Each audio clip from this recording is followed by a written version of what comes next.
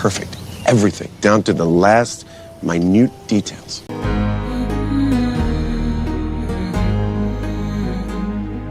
Greetings, fellow mortals. Just a reminder, saying it's just my opinion is for cowards. I remember a few months ago when they first announced that the new King of the Hill season was going to drop on July 20th. My first thought was that I needed to keep my subscription canceled until that exact day, because I had actually let it drop because I wasn't watching anything on that anymore. Luckily, it coincided with two other events. I wanted to watch X-Men 97 Season 2, and my wife wanted to watch New Girl for the 50th time in our relationship.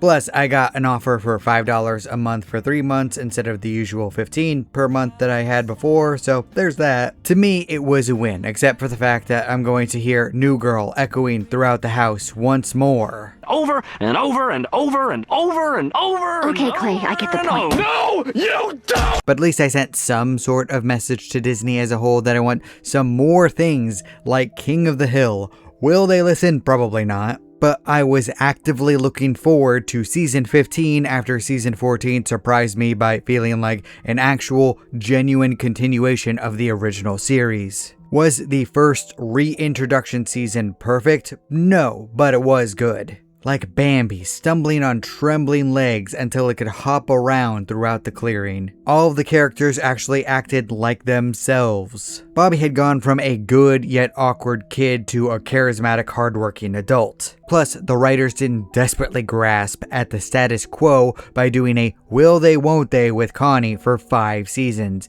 It left me pleasantly surprised by the end of season 14. I liked it. Of course, season 15 inherited some problems with the changes to season 14. The animation can be a bit jarring in comparison to the older seasons. I actually got back used to seeing this new style after an episode, but you can definitely tell the difference, even if the art direction of the world is consistent overall. But you know what? I think that Invincible and One Punch Man lowered the bar enough for me not to care about this anymore. Season 15 does not look horrible in any conceivable way, and there are still hilarious facial expressions. Plus, this allowed us to actually get a full season only about a year after the last one dropped. As such, I am willing to give a little bit of ground for the sake of consistency and writing quality. Oh, I forgot how bad it looks. I've seen worse. There is also the problem of the voice acting. Khan's voice is still jarring no matter how many times I hear it. I'm so sorry about that. It's not like I hate Ronnie Chang or anything, but he does an objectively worse job as Khan. It is always weird to hear Khan talk when everyone, including Dale to some extent, sounds either exactly or very similar to how they did before the original run ended. Besides that, I can understand the creative decisions to not include Leanne or to recast Dale. You cannot have King of the Hill without Dale, and I honestly don't know if anyone else could pull off Luann. And on a side note, this was Jonathan Joss's last performance as John Redcorn before his tragic murder. R.I.P. Chief Ken. I still feel emotional about that loss. That one sucked. It should have been me, not him! It's not fair! But besides those issues, which I can get over, I have to say that I absolutely loved King of the Hill Season 15. I can't name a show which made me laugh this much in years. I was dying several times in each and every episode. Straight up losing my breath at some points. The only show which made me laugh to this extent at all this year was Widow's Bay, which is also peak. You need to go and watch that as well, but it did not make me laugh this much, basically every few minutes. It got to the point where I tried to start writing down quotes during episode 3, but I had to stop partway through episode 4 because there were just too many jokes that made me laugh. Although my favorite was "This is what my tax dollars are paying for, sorries and unfortunately's." I felt that one deep in my bones. Oh, I made myself sad. And of course, the biggest laughs usually came from Dale, Khan, and Min. The single biggest compliment I can give this season of King of the Hill is that it was absolutely hilarious. The comedy landed at every single turn. Well, the reintroduction season was about everyone getting their feet wet once again with these characters and this world. This latest season was them swimming circles around everyone else besides Widow's Bay in 2026 in terms of comedy. Lots of good horror and action out there, not so much with comedy, although I have heard good things about the Sheep Detectives. Also, I obviously have not seen everything that came out this year, so if you have some suggestions about comedies from this year that I should watch, please mention them down below. Hey, this is Editing Love of Storytelling. Literally right as I finished recording, I went and watched the first episode of The Hawk, which is also funny. You don't need to recommend that one.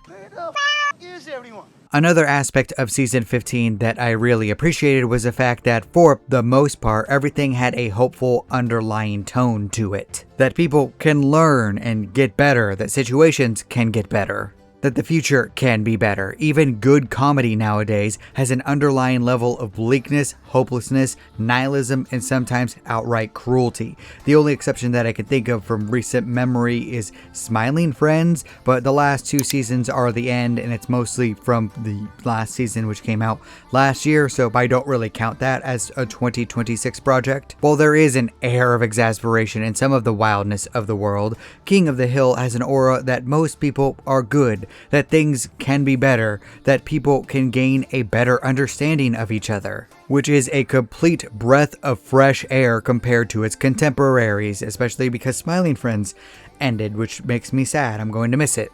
Life sucks, and then you die. And continuing from season 14, Bobby Hill remains perhaps the most relatable character in fiction as of right now. Pursuing his dreams, running himself ragged to make his business a success, all while trying to find enough balance to spend time with his girlfriend. At the same time, dealing with extremely unreasonable people who are either being petty or wanting him to change who he is. But I think that it's his outright confidence in himself and his genuine care for the people around him that really pushes him over the top. He's gone from that awkward boy who just ain't right to being able to flourish in the modern world more than anyone else. And I think it's hilarious how the writers make sure to emphasize at every available opportunity that he is getting laid. They took my original worries that they would portray him as a failure to launch incel and crush those concerns like they're bitter that the thought ever even crossed my mind. Look, I'm sorry, King of the Hill. Most remakes and continuations butcher the old characters. Don't kill the messenger on this one. I'm just saying. And from here on out, I'm going to be talking about the individual episodes and the overall narrative of the season. So this is your spoiler warning. Go watch King of the Hill season 15. It's fantastic. Go see that, then come back and watch this. Still here? Alright. The overall story arc mostly follows Bobby and Connie now that they've started dating. In fact, the first two episodes focus a lot on the drama surrounding them, revealing their relationship to the public. Shane being angry that Bobby is dating his ex, causing him to mess with the business, even though he's basically shooting himself in the foot. Good job there, Shane. Stupid nepo baby. Meanwhile, Con and Min are bickering over their divorce during Connie's birthday and putting Bobby in the middle of it. Through it all, we are shown constantly that Bobby is in fact a loving, caring, and considerate boyfriend who is confident that he's a person worth loving, and his security unironically makes him the coolest character in the world. Look, the point I'm trying to make is nobody is born cool, except of course. Meanwhile, Hank deals with the shenanigans of an electric smart truck parked out in front of his house. And you know what? This was actually pretty relatable to me because I have literally had people park in my driveway and roll over my flower beds before. And I was fighting mad to the point that I almost screamed that I was going to kick somebody's ass. Although Hank's situation was more comical with his friends and Peggy overall. Meanwhile, they foster a new dog named Caesar Salad in the second episode, with us finally getting closure on Lady Bird. And my god, there isn't a faster way to get me emotional than dead or old pets. Every single damn time, I swear.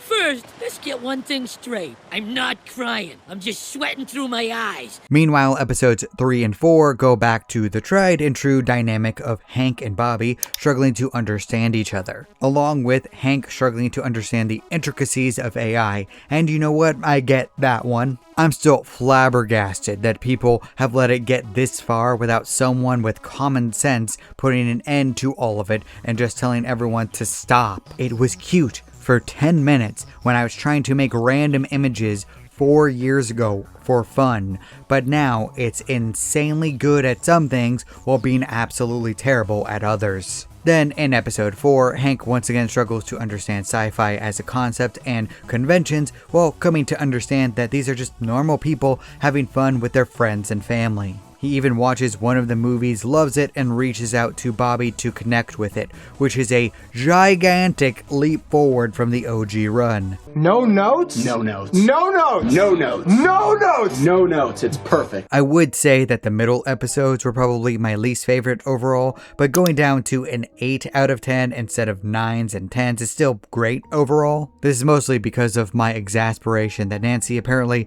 had character regression and was still cheating on Dale with John Redcorn. I get that it happened a long time before now and that it does lead to problems with them being marriage counselors for other people. While still funny, especially because of Dale being Dale, I would have appreciated a bit more without the ongoing section of the cheating. It's just my sweet spot there for me not liking things. Sorry, not sorry. Not to mention Bobby pretending to be mean to get on the King of the Grill, lol, I like that name, show and advertise his restaurant to the world. Probably my least favorite episode in the season. It's also the last time we'll ever hear John Redcorn ever again, so mixed bag overall. I have strongly mixed feelings. And to be fair to episode 6, it had me dying laughing the entire time. I really enjoyed it when Peggy was struggling with menopause while Hank actively tried his best to help her in any way that he actually could. Even going out of his way to get weed of all things for her simply because he wants to be supportive.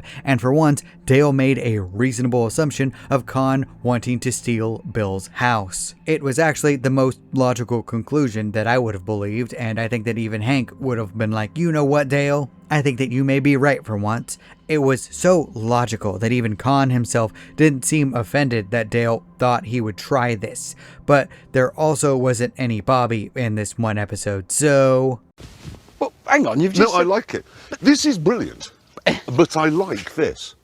Episode 7 is actually one of my favorites overall. I have been desperate for positive examples of father figures in fiction nowadays, where a man is trying his best to set a good example for a younger male, and Boomhauer trying to do this with Luke Jr. was absolutely great. All the while teaching me that there are in fact hens which gain rooster characteristics. I did not know that. And Bobby's mascot days coming back to be appreciated by both Connie and the crowd at basketball games, leading to their first fight where they didn't magically make Bobby a complete and utter asshole out of nowhere for drama's sake. Plus, the rooster crowing competition itself had me dying laughing. That actually is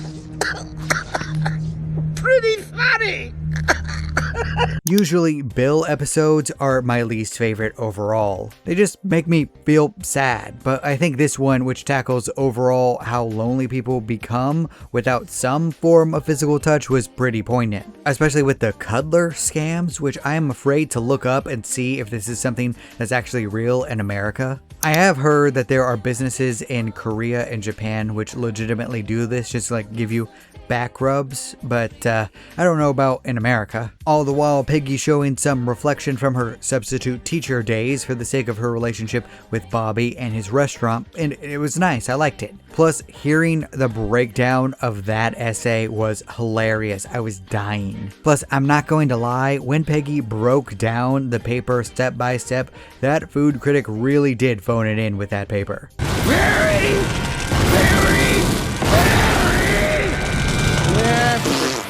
I think the aspect of the final 2 episodes of the season is the notion that the showrunners are willing to shake up the status quo permanently. The first season of this new run did this by actually having Connie and Bobby start dating. Meanwhile, their relationship actually developed as they started coming out of their honeymoon phase and thinking about moving in with each other and developing their relationship even more. Bobby completed the overall narrative of the past 2 seasons by getting on King of the Grill, lol once again, gaining more attention for his restaurant, and deepening his relationship with the love of his life. All the while, Hank and the boys have shenanigans with a real cannon in that episode, which went about as well as you think it would. Did somebody say boom?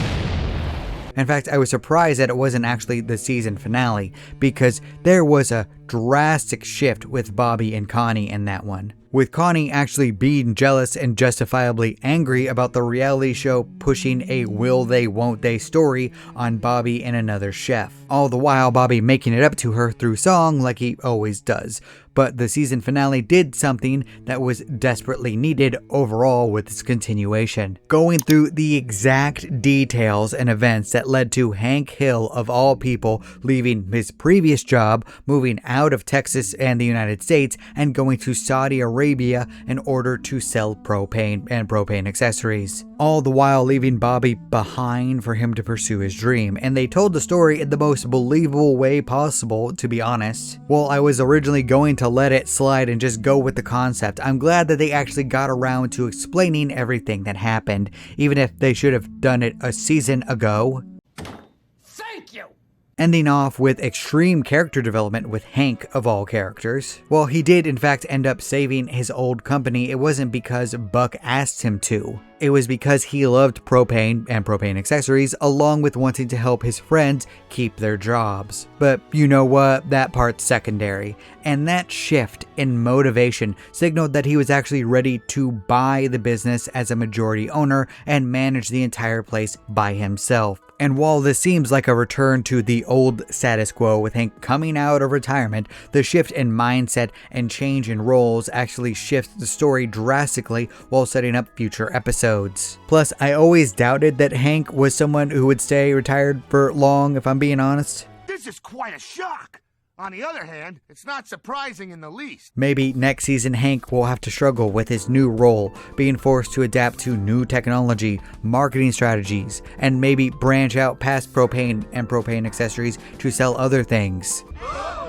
Oh, I forgot how bad it looks. I know, absolute blasphemy, but Bobby could actually teach Hank a lesson about a good boss needing to make sure that the business is in fact successful enough for the employees to still have jobs. Maybe Bonnie and Connie will have friction while living with each other, especially if Joseph is still around. I don't know their plan just yet. Maybe Hank and Bobby will continue to bond over the sci-fi movies, causing his friends to make fun of him. Maybe Con will force Bill to go to a sleep doctor because of sleep apnea snoring, resulting in Bill getting a prescription for a GLP-1, which Hank is critical of. But the results actually help Bill become permanently better physically and mentally in at least small ways, giving him the confidence he needs to find dates. I mean, come on, show. Give Bill a permanent W at some point. Move on from the sad, pathetic Bill storylines. It's a travesty of a mockery of a sham, of a mockery of a travesty of 2 mockeries of a sham. And finally, maybe give John Redcorn a funeral episode to memorialize Jonathan Joss and give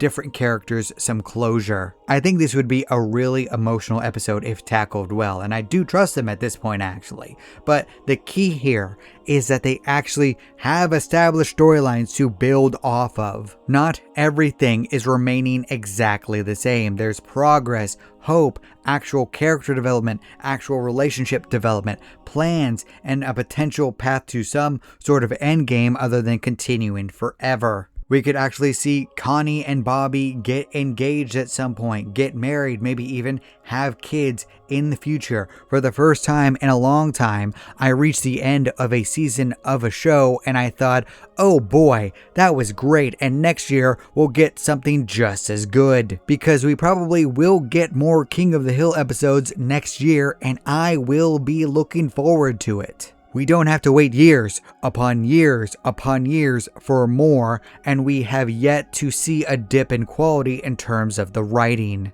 Now we play the waiting game. Oh, the waiting game sucks. Let's play Hungry Hungry Hippos. King of the Hill season 15 was so good that I wanted to watch it a second time right after finishing it. It's so good that it will probably be a comfort show for me that I will put on when I can't sleep at night and need something to help me relax. It is hilarious, heartfelt, and rewatchable. It's borderline perfect for me. I can't praise it enough, and I can't recommend it enough. Here is to season 16. I actually have faith and hope for once. It is so nice to finish something knowing that I won't have to wait a full presidential administration length of time to see the next part without a dip in quality. But what do you think? Did you see the new season of King of the Hill? Did you like it? Did you hate it? Can you not get past the animation and some of the voice acting? Please leave a comment down below. I'd love to hear your thoughts. And remember, if you disagree with everything I have to say, that is perfectly fine. After all, everyone is entitled to their objectively wrong opinion. That'll do, pig. That'll do. Thank you all so much for watching. You're still here? Good night, everybody. Thank you. You bye. Boom. Do not despair.